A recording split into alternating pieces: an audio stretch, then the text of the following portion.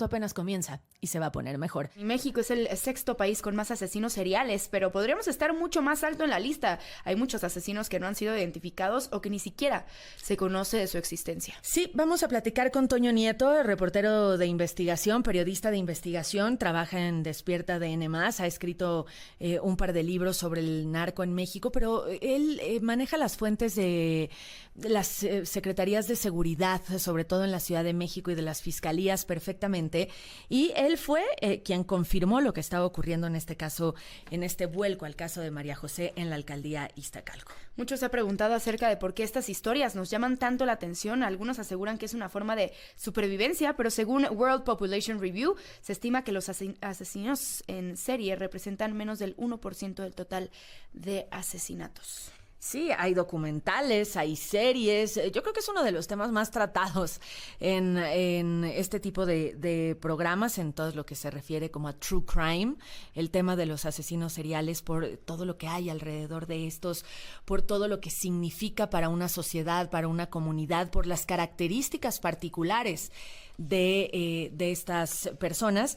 Y por eso vamos a platicar con Feli Ostrowski. Ella es neuropsicóloga, pero ha estudiado toda su vida, toda su carrera, el comportamiento y el perfil de muchos delincuentes de esta naturaleza, de muchos asesinos seriales. En México, por ejemplo, el caníbal de Atizapán, el monstruo de Catepec, este hombre que durante muchísimo tiempo estuvo cometiendo delitos, estuvo asesinando a mujeres y después se comía o vendía la carne de estas historias terroríficas, no hay otra forma de describirlas, de las cuales estaremos platicando. De investigación que le ha dado seguimiento a muchos de estos casos. Bienvenido. ¿Cómo estás, Daniel, Vivi, Feji? Aquí estamos, buenas Feli tardes. Ostrowski, ella seguramente ustedes la han visto, la han escuchado, la han leído. Ella es tal vez la persona más calificada en México para hablar de este tipo de personajes, este tipo de caracteres que dan a una persona, pues, la posibilidad de comportarse, no sé ni siquiera si está correctamente dicho lo que dije, de esta forma. Feli, bienvenida. Muchas gracias a todos. A ver, una persona nace con las características que la hacen después ser un asesino serial. No necesariamente, ¿no? Hay diferentes tipos de psicópatas. Puede ser un psicópata primario o un psicópata secundario. En general, primario es que sí hay ciertas características en cómo tus genes regulan cuánta sustancia química hay en tu cerebro. Y entonces eso procesas la información en una forma diferente. No quiero ser tan técnica, pero no te puedo decir. Y hay la psicopatía secundaria, en donde eso es producto de mucho abuso y maltrato durante la infancia. Y entonces hay que distinguir los dos porque son diferentes. Hasta donde entiendo, hay pocos los que son primarios, ¿no? O por lo menos vivos, pocos. El caníbal de Atizapán, uno de ellos, por ejemplo. Así es. Se ha dicho que hay del 1 al 3% de la población que son psicópatas. No todos están en la cárcel, pueden estar en otros lados, pueden ser grandes directores de empresas. Sí, no todos son asesinos seriales. No, pero por las características de cómo funcionan en su parte afectiva, que no sienten culpa, que no sienten remordimiento, y en su parte de que tienen este sentido de grandiosidad, son superficialmente encantadores. Y entonces esas características en general hace que sí terminen siendo criminales. Ya. ¿Cómo se comporta? ¿Cómo son? Ya nos lo adelantabas en esta última respuesta, pero ¿cuáles son las características de una persona, de un psicópata? Mira, es muy interesante porque primero es que la agresión puede ser de diferentes causas. Hay agresión, ahorita no quiero confundir, pero hay agresión primaria y hay violencia secundaria. Entonces, violencia secundaria es producto de depresión, de personalidades limítrofes, de esa gente que odia un día y ama al día siguiente. Pero la violencia primaria, en general, son los malísimos, y esos son los psicópatas. Entonces, la psicopatía es un trastorno de personalidad. Es nuestro sello individual que todos tenemos, pero no escuchan voces que te dicen ve a matar a alguien porque le está haciendo daño a la humanidad. Tienen estas características en la parte afectiva que mencioné, en la parte interpersonal que utilizan a los demás, y en su parte intrapersonal les encanta el riesgo y son impulsivos. Y entonces tú puedes diagnosticarlos con escalas precisas. Una persona con estas características puede tener un comportamiento perfectamente normal en una parte de su vida. Claro, o sea, que eso es una característica porque nos engañan, tienen una doble vida, ¿no? Un aspecto es que el caníbal de Atizapán era el representante de la cuadra, claro. Este señor que se comió a tantas mujeres y que hizo tanto daño. Y él se sentía orgullosísimo de ser el representante. Entonces, claro, que con eso la gente decía, era muy bueno, nos ayudaba porque con las credenciales del INE, pues trabajaba para partidos políticos y compraba votos. Y entonces les daba puestecitos de dulces y se las llevaba a las señoras a su casa. Entonces tienen esta doble vida, ¿no? Fegui, ¿cómo perciben el dolor y, por ejemplo, el amor? ¿Cómo perciben las emociones estos psicópatas? Eso es fantástico porque yo me he dedicado toda mi vida en la UNAM a estudiar las emociones. Y entonces las emociones de dolor, esas no las perciben igual. Los seres humanos nacemos con respuestas al dolor. Imagínate que una mamá no pueda responder al llanto de su hijo. Y tenemos áreas en el cerebro que si tú ves escenas de dolor, que alguien se rajó el dedo chiquito del pie, hasta te duele. Y se disparan unas áreas del cerebro que ya sabemos cuáles son, así en automático. Pero en ellos no se disparan esas áreas. No se disparan porque tiene que ver si estamos hablando de los primarios o secundarios o que los apagas. Pero entonces pues pueden matar viejitas como Juana Barraza, que mató a más de... La mata viejitas. La mata 16. Y no se les dispara. Lo más interesante es que lo nuevo, porque la gente me dice, ¿y ahora qué hacemos con ellos? Los metemos a la cárcel y ya. Es que si tú les haces estudios de resonancia en las máquinas y les pones escenas de dolor, no prenden esta parte de la ínsula que te digo que es una estructura del cerebro. Pero si tú les dices, oye, piensa que te está pasando a ti, sí la prenden. No tan rápido y por otros vías. Entonces las nuevas opciones pues sería cómo estimulamos esas áreas para que sí sientan el dolor. Ya. Ahora, tú decías de los psicópatas secundarios y esos responden a violencia, a maltrato sistemático desde niños, abusos constantes.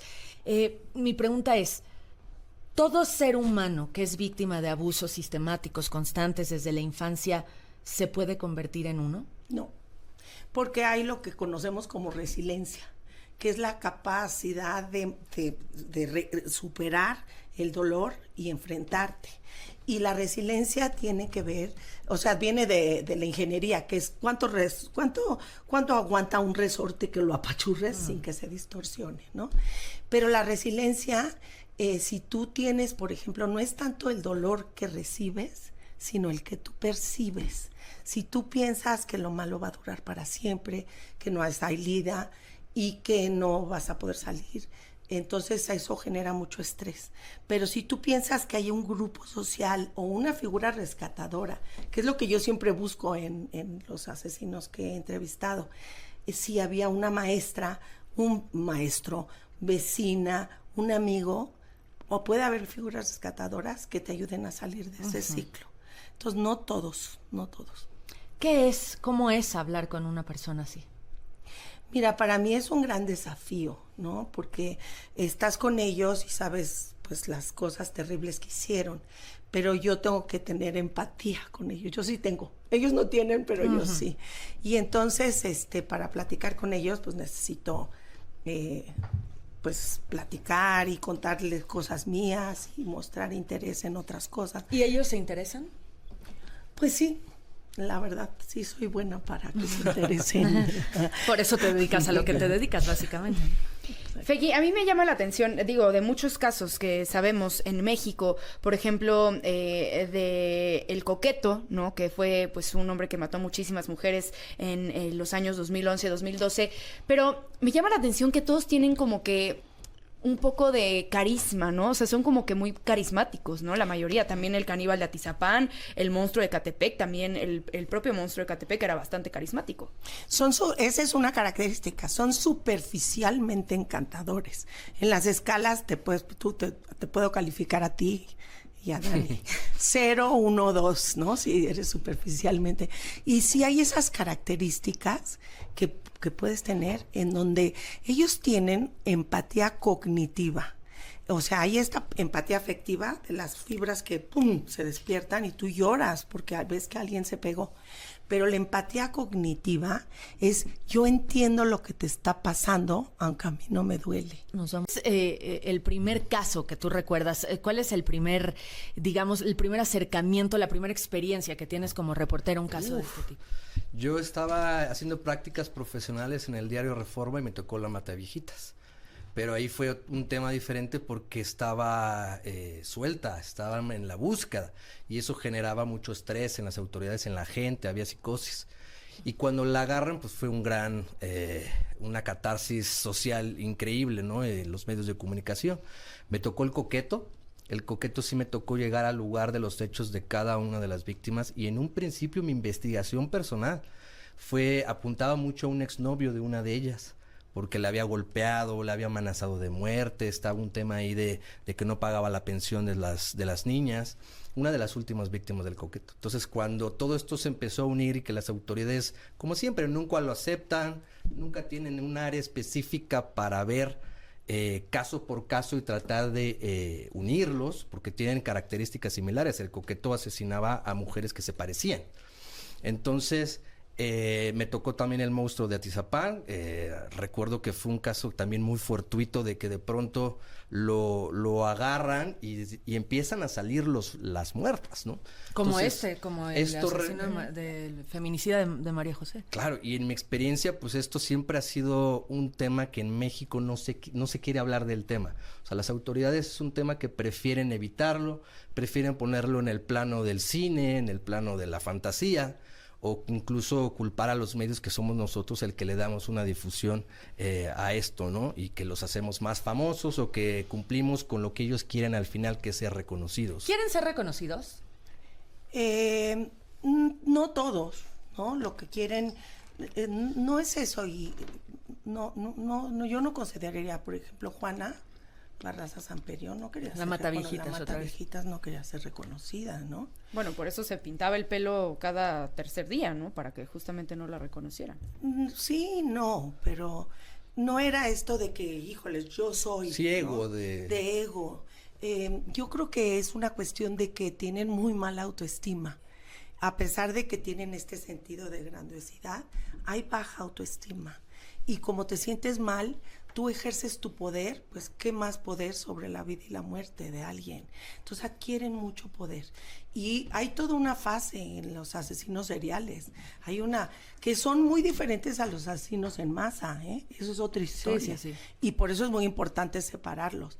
Los asesinos en masa generalmente sí terminan suicidándose. Los asesinos en serie no. A pesar del caníbal de la Guerrero que dije que se suicidó, yo no creo que se haya suicidado.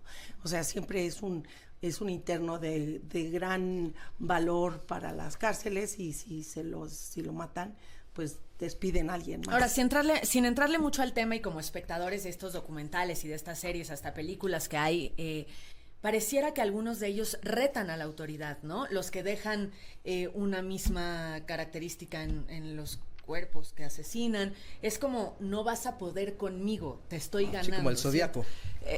¿Esa impresión da en todos o es una característica de algunos? No, pero en este último sí, ¿eh?